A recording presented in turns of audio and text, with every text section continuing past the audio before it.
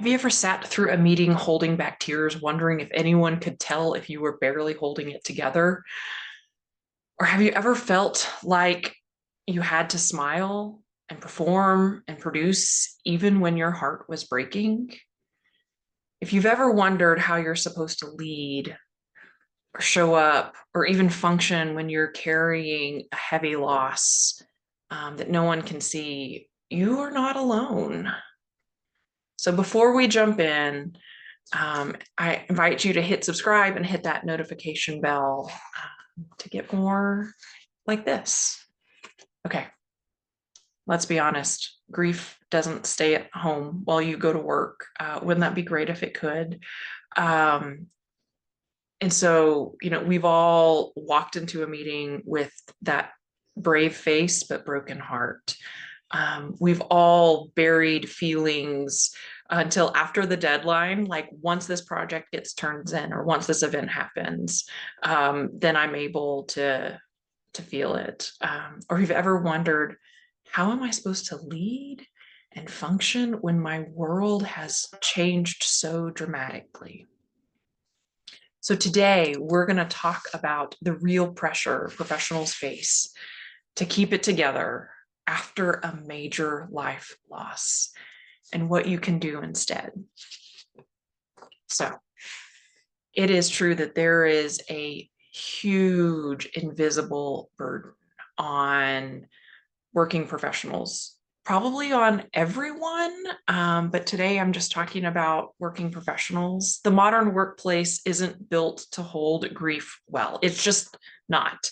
And in fact, according to a recent study by the American Psychological Association, 63%, yes, 63% of employees report feeling pressure to hide their personal struggles at work, including grief.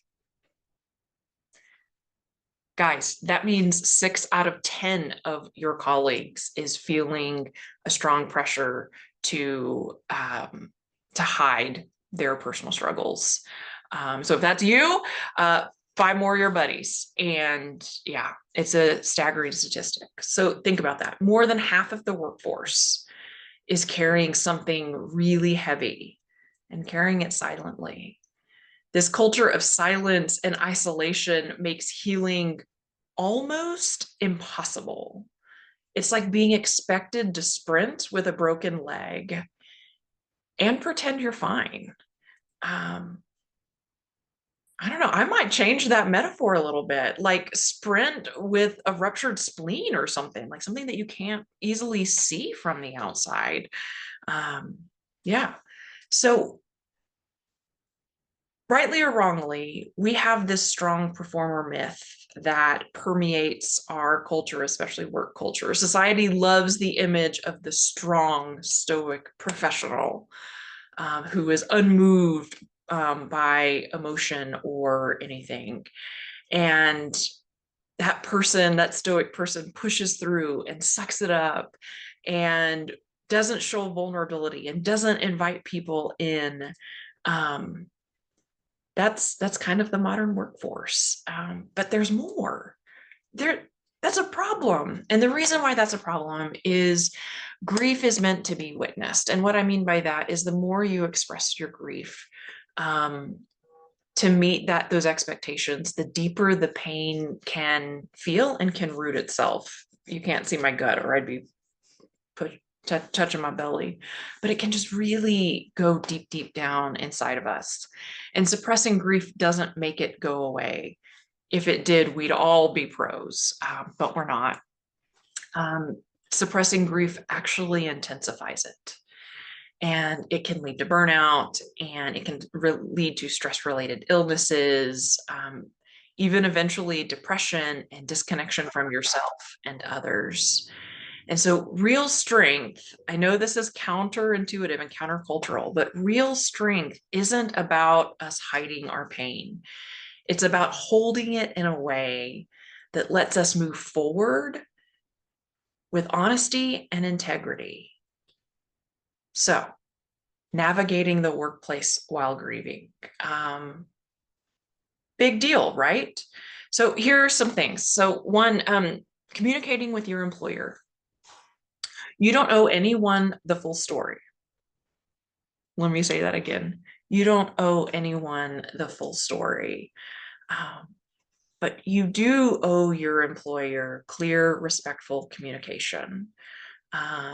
And you are the one who can really help set that tone and sort of lead that model. You can go to your supervisor and say, I've recently experienced a loss. I remain committed to my responsibilities, and I may need some flexibility as I navigate this season. Okay, that's pretty robotic. That's pretty, cold, but it gets to the point. I've recently experienced a loss. Tells them what happened. I'm committed to my work responsibilities. You're still committed to work. And I may need some flexibility as I navigate this season, and also kind of sets some expectations. And I invite you to use that, but maybe not verbatim, maybe not copy and paste that. So just make it into your own words. What do you need to say to your employer? And you're not asking permission to grieve. You're advocating for yourself with strength and clarity. And as all of us know, strength and clarity is really helpful in the workplace. And so this is a way to do that. Okay, setting boundaries. Sometimes a difficult concept, but here's how we're going to talk about it today. Energy is a finite resource in us. We will get tired. And when grief is heavy in us, grief demands a ton of energy. And you don't want to waste your energy explaining yourself over and over and over again. So there are simple phrases that can help you navigate this and can even protect you a little bit. So here are a couple. Thank you for understanding. I might be keeping a lower profile right now. Okay. Maybe you're not going to be the life of the party that you once were, or the first one who takes the initiative on projects. Maybe you're having a season where you're taking a step back. That's great. And again, communicating with your employer, communicating with your team, and just letting them know what to expect from you is going to go a long way. So here's another one. I appreciate your support. I'm focused on my work today. Because we all know that people are going to flock to us and say, are you okay? Or send us those emails. Are you okay? Or what happened? And people want an explanation. And some of this comes from a really, really good spot in people. It comes from their heart. We want to care for other people. We want to connect. And yet, that's also requiring energy from you. And so boundaries aren't selfish. This is a way for you to stay functional, to stay focused without sacrificing your humanity. So another thing to do is to seek support. And by that, I mean, find someone who doesn't expect you to perform, who doesn't need you to perform. And that may not be in your workspace. So now might be the time that you go find a grief coach like me, or you work with a counselor, or you find some grief support groups. And that's what they're there for. Or perhaps you have like that one work bestie who may not even be in your direct team or your department, but a trusted colleague, may not even be in your own business, but a trusted colleague, a professional support group, a coach who understands grief. Like all of these are people, places that you can find that. Even just having one person or one moment that can remind you you don't have to carry this alone will go a long way towards your own healing and your own grief journey, but also towards helping you navigate the workplace. Okay, the importance of self-care. There are three things that I want to cover in this section. And the first one is prioritizing your well-being. So self-care, I also call it just attending to myself, is not optional when grieving. And what I mean by that is understanding what we need is the foundation of the grieving process. And so that means rest when you need to. That may mean taking a day off, or a week off when you need to. um, Taking that vacation. I mean, even just finding that space. It might be moving your body when you can. Now's a great time. I know you have less energy, but now's a great time to begin working or getting on that treadmill or that bike, not for very long, not very intensely, but just to move our body. Our bodies process emotion and grief when we move them. Another one is create small rituals. I talk a lot about small rituals in my work, and it could be, it could be that sense of getting that really special soap or smell or aromatherapy in the shower. It could be as simple as that. It could be saying your parent's name out loud and just sort of honoring this moment and honoring their life can go such a long way. Perhaps you have your own ritual. I know others who, on particularly big days, like birthdays and such, will cook a special dish of their loved one. So this ritual is really about you and what makes you connect with you. Okay.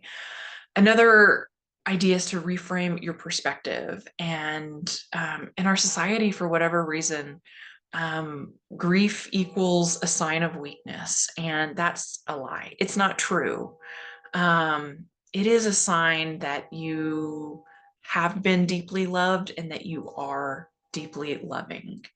And so when we stop fighting grief, when we begin to honor it and hold space for it, we can find meaning and strength, even in some of the hardest parts of this grief season. Okay, so finding our support system. Oh, the fastest way to grieve is to grieve with people. And everything in our society tells us we should do everything on our own. And yet, grief is this one place that demands that we connect to others and reach out. And so, um, so connect with those people who offer you space, not solutions, who offer you compassion without correction. And again, you can find those in the people you sort of mill about with on a day-to-day basis.